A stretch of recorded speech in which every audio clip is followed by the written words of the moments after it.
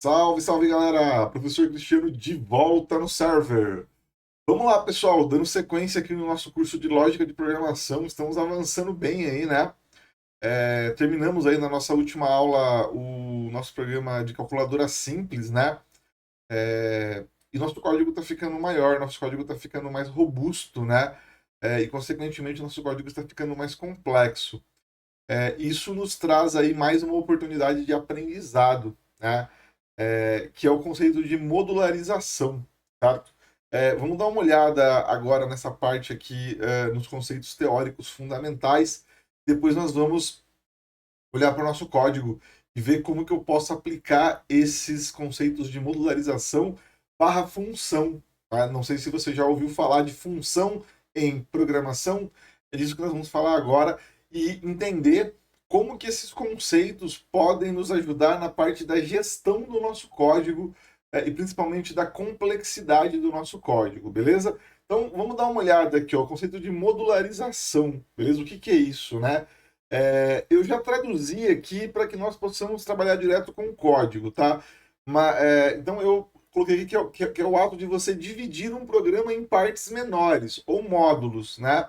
Mas, se você parar para pensar, na vida real, esse conceito de modularização ele é aplicado nos mais diversos lugares. Vou dar um exemplo óbvio aqui. Próxima vez que você for no shopping, que você for naquelas lojas de fast food, sabe? Que vende aqueles lanches rápidos, né? Não vamos citar nomes aqui, mas enfim, presta atenção lá no fundo, se você nunca fez isso. E você vai ver que tem uma galera que cuida, por exemplo, da parte da bebida, tem uma galera que cuida da parte da batata frita, tem uma galera que cuida da parte do hambúrguer, né? Do pão, da montagem. Olha só, são módulos.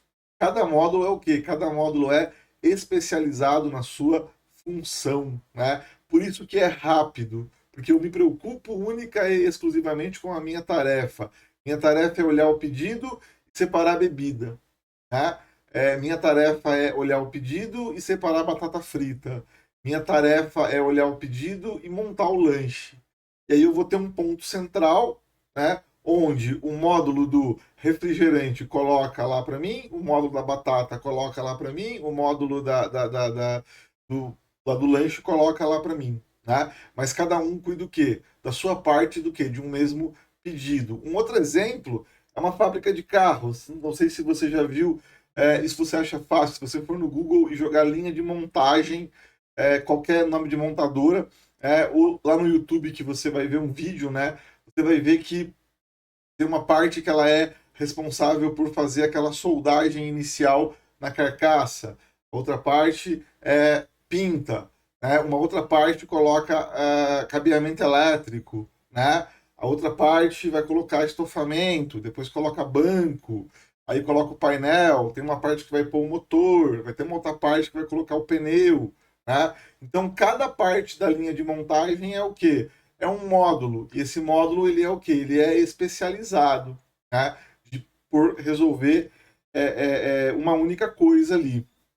Se nós olharmos para o nosso código, eu vou abrir ele nas próximas aulas aí, mas você pode imaginar, baseado na aula passada, você pode até abrir o seu código aí, que é a última versão lá da calculadora simples que nós fizemos. Nós temos ali um blocão de código, né? Tem um blocão bem grande de código lá, e esse blocão de código ele faz tudo, né? Certo? Então, na verdade, ali, se você parar para pensar, ele é um módulo único. Ele pede o operador, ele pede o primeiro número, ele pede o segundo número. Ele valida o operador, ele valida o primeiro número, ele valida o segundo número. Ele verifica qual foi o operador que o usuário pediu, se é uma soma, subtração, divisão, multiplicação, escolhe qual parte do código corresponde àquela operação aritmética, executa a operação aritmética e exibe isso na tela para gente. Então, se eu coloquei lá 10, né, no primeiro número, 5 no segundo número, escolhi multiplicação, né? Ele vai validar, o 10 é válido, o 5 é válido, o asterisco como operador é válido, então o meu usuário quer fazer multiplicação, 10 multiplicado por 5 é 50, eu exibo 50 para o meu usuário lá na tela, né? Certo? Só que nota, tudo isso é feito em um único módulo, né? Ou seja, eu tenho um blocão, ou como a gente chama, eu tenho um monolito ali, né? Um, uma peça única de código, vamos assim dizer, que ela resolve tudo. Tudo bem que no caso da calculadora simples ali, até é possível gerir esse código em um único bloco, vamos assim dizer. Porém, daqui a pouco você vai estar aí trabalhando com aplicações profissionais aí de coisa de mercado com alto grau de complexidade. E a partir daí já não dá mais para deixar tudo num único bloco, num único monolito ali, numa única peça de código, vamos assim dizer. Aí, nesses casos, se aplica o quê? Se aplica a modularização, beleza? Então, por exemplo, ó, lá no nosso programa da calculadora simples, ó, eu posso criar ali ó, 1, 2, 3, 4, 5, 6 módulos aqui, ó, né? Eu posso criar um módulo que vai fazer a entrada e a coisa, a validação numérica, lá dos dois números, a entrada e a validação do operador aritmético, um código que vai fazer a operação de soma, um para subtração, um para divisão e um para multiplicação, certo? Então, eu vou ter 6 módulos de código diferentes, 6 partes de código diferentes, né? A maior vantagem disso é o quê? Que cada módulo é independente um do outro. Então eu posso trabalhar em cada problema separadamente, eu posso me concentrar em cada problema separadamente, tanto para desenvolver quanto para testar. Né? Se amanhã eu precisar mudar alguma regra de alguma parte lá do meu código, eu vou no módulo específico que tem essa parte que vai sofrer alteração e trabalho só ali. Não preciso ficar me preocupando com os outros módulos, porque como está escrito ali e como é de fato, cada módulo é o quê? Cada módulo é independente, beleza? Certo? Você deve estar pensando aí, meu Deus, que negócio complicado, né? Isso é porque você ainda está olhando com um nível de abstração muito alto. A gente está falando um pouco de teoria aqui. Na hora que isso for para a prática, vai ficar mais claro. É que a base teórica ela é fundamental para você saber o que você está fazendo. Mais importante do que fazer é você saber o que você está fazendo. Beleza? Quando nós pegamos o conceito de modularização e transferimos ele para a programação, a gente fala de função, beleza? Certo? Lá na linguagem de programação, né, o nome é função, ou do inglês function, tá? Se você for estudar outros paradigmas de programação, sem querer complicar muito aqui, você vai encontrar a função com outros nomes. Por exemplo, lá no Java, uma chamada de função, uma chamada de método. Mas a mecânica básica é a mesma, a ideia básica é a mesma, é de você modularizar, de você quebrar em pequenos pedaços e esses pedaços resolverem coisas específicas, né? E aí, quando eu precisar, eu vou chamando essas partes, vou chamando esses pedaços, né? Então, vamos tentar dar uma olhada aqui ó, no conceito de função, né? Ele é um bloco de código que executa uma tarefa específica. Olha lá, ó. É um bloco de código que executa uma tarefa específica, certo? E eu posso chamar esse bloco de código a qualquer momento. Então, uma função ela vai ter um nome, que eu vou dar lá, por exemplo, receber operador. Né? E qual é a finalidade do bloco de código, que é uma função nomeada como receber operador? Pode ser receber operador aritmético, enfim, tá? É receber e validar o meu operador aritmético. Eu posso colocar lá uma outra função chamada receber número. Qual é a finalidade da minha função receber número? É receber e validar um valor numérico, tá? Certo? Então já são aí 2 módulos. Aí eu posso ter lá uma outra função chamada realizar soma, outra chamada realizar subtração, outra, certo? E aí cada uma dessas aí vai executar uma operação aritmética, né? Certo? Toda função ela vai ter 3 pilares. Olha lá, entrada, processamento e saída. É familiar isso daí? É as 3 bases de qualquer algoritmo. Dados que entram, dados que são processados e dados que saem. Por que as 3 bases dos algoritmos também são as três bases das funções quando o assunto é programação, né? Porque a função na programação nada mais é do que um algoritmo. Qual é a diferença? Que agora ela é um trecho de código especializado que recebe um nome e que eu posso chamar quando eu precisar, tudo bem? Então, na função, a entrada é chamado de parâmetro, né? E é o que a função precisa para trabalhar. Ou seja, é o dado que a função precisa para poder executar a tarefa dela. Dois exemplos ali, os operadores aritméticos e os números, né? Eu preciso informar o operador aritmético para o meu programa saber qual operação que eu vou fazer. Eu preciso informar os números para o meu programa saber quais são os números que eu vou utilizar, né? Certo? Claro que nesse caso cada um aí seria uma parte separada, uma função separada, né? Eu poderia criar lá uma função chamada receber operadores, e aí ela vai exigir o quê? Que um operador seja passado para ela. E eu posso criar uma função lá chamada receber número, e ela vai exigir que um número seja passado para ela, né? Então, é a entrada ou o parâmetro. Eles não são obrigatórios, como nós vamos ver na prática daqui a pouco. Eu posso ter uma função que ela não tem entrada, ela só vai ter processamento e só vai ter saída, certo? Tá? O processamento é óbvio, né? É o que a função faz em si, né? É a lógica ou a ação como está ali, né? Então, por exemplo, ó, lá, verificar se o operador e os números informados são válidos, né? Outro exemplo, realizar a operação aritmética a partir do quê? Do operador e dos números informados, né? E a saída? A saída é aquilo que a função devolve, ou como a gente costuma dizer, é o retorno da função. Sempre que você ouvir falar, a função tal retorna tal valor. Quer dizer o quê? Que quando eu chamar aquela função e eu passar ou não, né? Sendo obrigatório ou não, parâmetros, ela vai processar. Quando ela termina de processar, ela pode retornar alguma coisa para mim, ela pode retornar algum processamento para mim, certo? Tá? Observa, pode retornar, quer dizer o quê? Que não é obrigatório, assim como os parâmetros, o retorno também não é obrigatório, mas enfim, você pode entender o quê? Que quando ele houver, ele é o resultado final, né? Exemplo, vai emitir uma mensagem de erro informando que o operador aritmético é inválido. Olha lá, eu coloquei o meu coisa operador, passei o sinal de soma. Ele pega e fala, esse cara é válido, beleza, dou sequência, né? Ou não, eu chamo a função que recebe o operador aritmético e passo uma interrogação. Isso não é válido como operador aritmético. E ela vai devolver um erro para mim. Ela então retorna um erro para mim dizendo, olha, o operador informado não é válido. Foi um retorno, né? Certo? Nós vamos fazer isso na prática também, tá? Ela pode, por exemplo, emitir uma mensagem de erro para valores numéricos inválidos, não me falha a memória. O nosso programa de calculadora simples não podia aceitar valores negativos, né? Então, nem zero, nem valores negativos, né? Certo?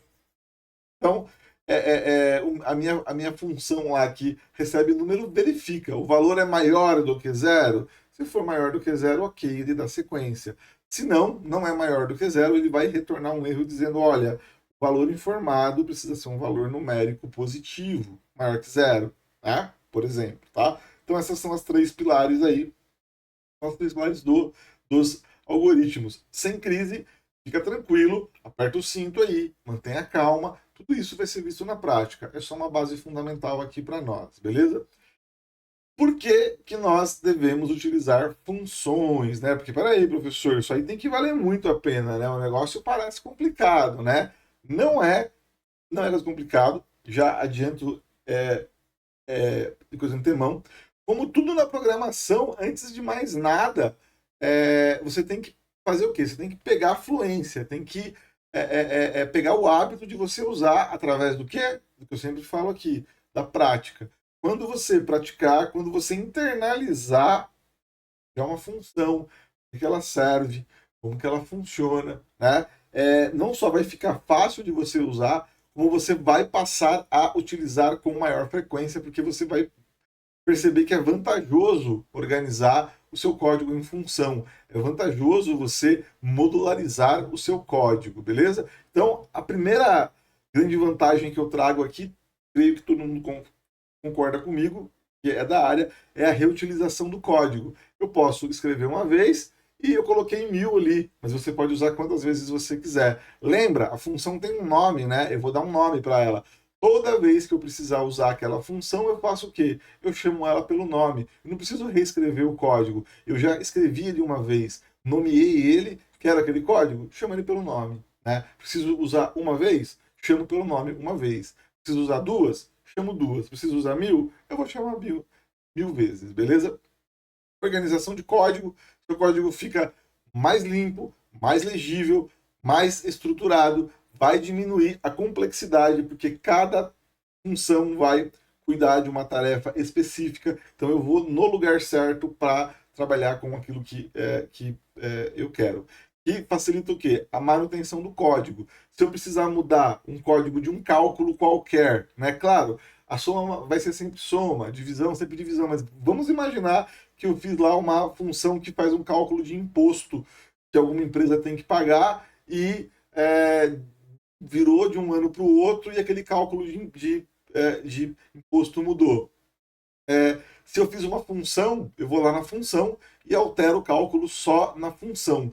Se essa função é chamada em 10 lugares no meu sistema, eu altero em um lugar e reflete nos 10 lugares ao mesmo tempo, né? Se eu fiz manualmente em 10 lugares diferentes, eu vou ter que achar esses 10 lugares e mexer no código em 10 lugares diferentes. Muito complicado, né? Por isso que a função facilita a manutenção do código. Manutenção é quando eu preciso alterar, modificar, né, alguma parte do meu código ali.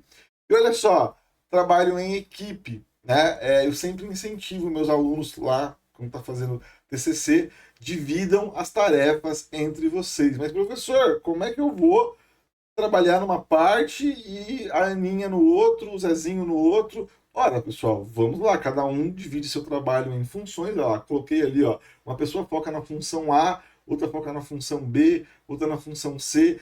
Tá a função A, B e C aqui só para ficar fácil. Isso não é nome de função decente, tá? Mas enfim.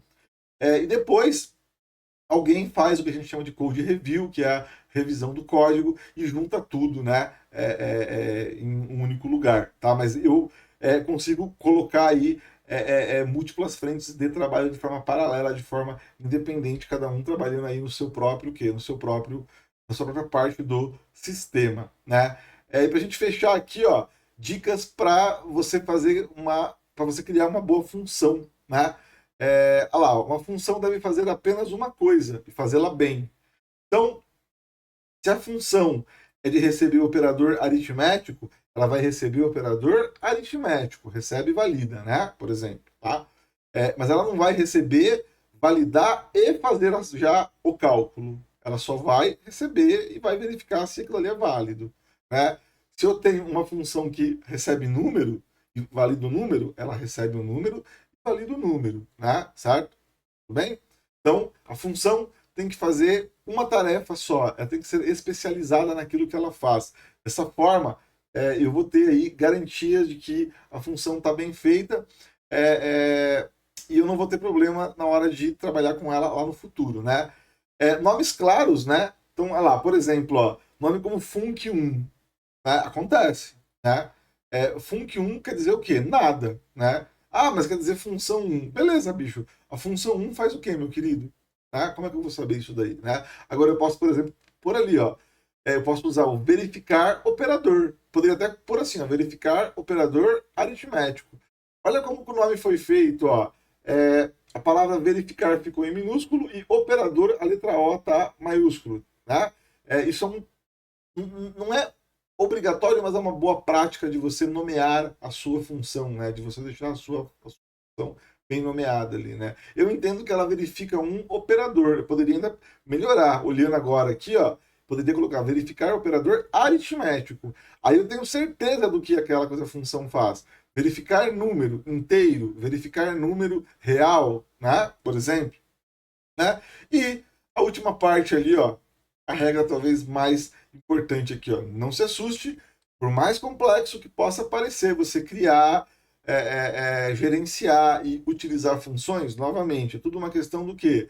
De hábito, de você praticar, de você internalizar conceitos por meio de práticas, e quando isso daí acontece, você automaticamente vai trabalhar com o uso de função. Naturalmente, você vai querer trabalhar sempre com o conceito de função, porque vai tornar o seu código mais organizado, vai tornar o seu código mais eficiente, beleza? Certo? Então vamos lá, galera. Let's Code. Eu vou agora fazer uma parte prática com vocês aí. Na próxima aula a gente vai para a parte prática. Valeu, obrigado. Até a próxima.